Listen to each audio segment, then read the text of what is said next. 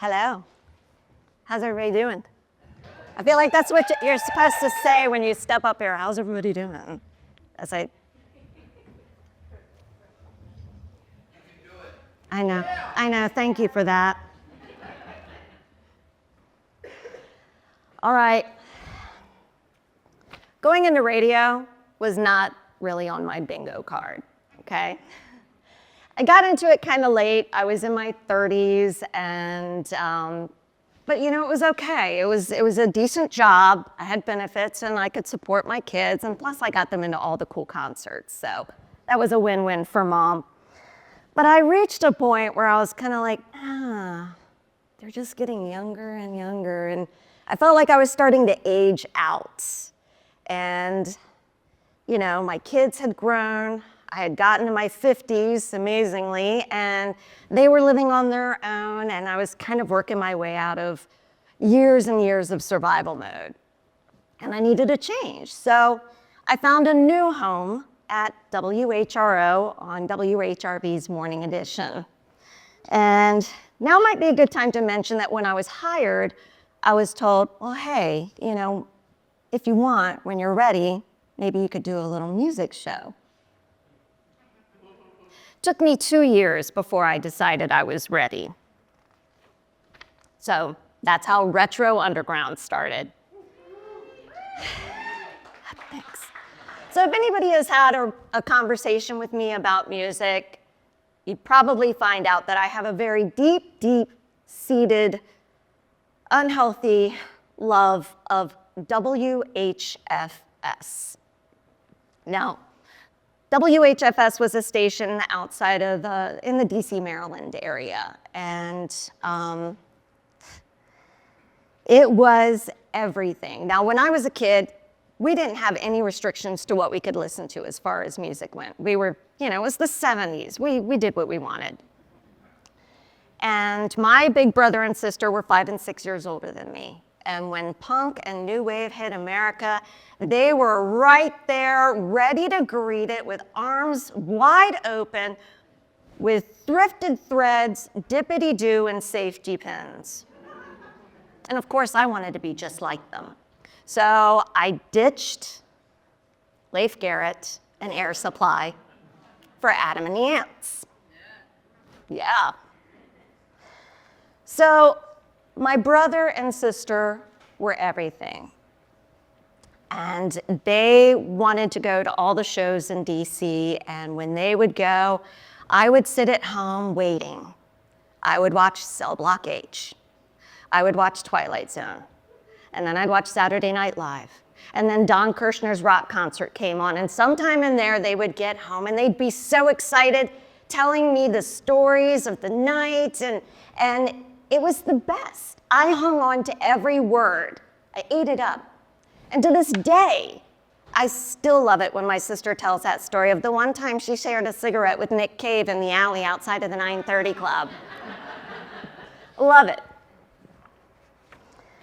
At the time, we lived in Doncaster, Maryland, quite a bit outside of town, but apparently not far enough for our parents, because they decided to sell the farm and move us to Tucker Hill, Virginia.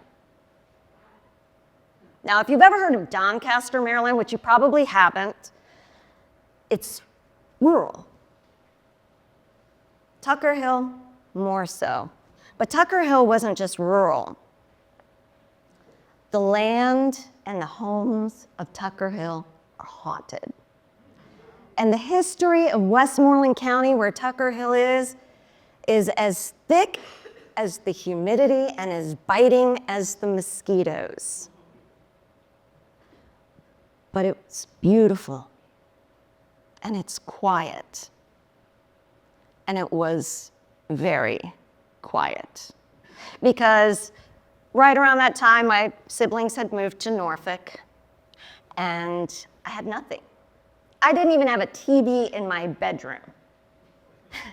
So I would listen to the few records that I had, and I would come to Norfolk and visit my sister, saw my first concert. She'd send me mixtapes, so I kind of kept things going. And sometimes if I moved my coat hanger antenna that I had jammed into my boombox just right, I could get Rock Over London on DC 101. So, unbeknownst to me also, at that time, WHFS had gone off the air. And I lamented. I mean, how many times can you listen to Prince Charming by Adam and the Ants? You know, the record got warped. So one night I'm there and I'm like wiggling the coat hanger and turning the knob and I'm trying to get it. And I hear something. At 99.1, WHFS had a new home on the dial. And somehow I was getting it. Loud, but not clear. But there they were, Damien, Weasel, Niecy, Bob, coming through down the Potomac, where it bumps into the Chesapeake Bay, touches the Northern Neck, into Bonham's Creek, around the corner to Tucker Hill, where I was. I couldn't believe it. They were there, all of them, Susie and the Banshees, The Cure, The Stranglers, I started recording music off the cassette, and of course they were all staticky and missing the first 10 seconds of every song because I just couldn't get across the room fast enough to push play and record at the same time to get it. But I loved those tapes. And when I turned 16 years old, my sister's husband helped me install a cassette player in my Plymouth Duster, mounted some speakers, and I had those cassette tapes in the car everywhere I went. And you best believe it took forever to get anywhere from Tucker Hill, Virginia. So I was alone with WHFS a lot.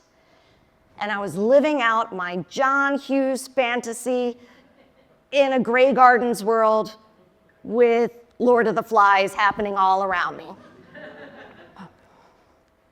But it was home.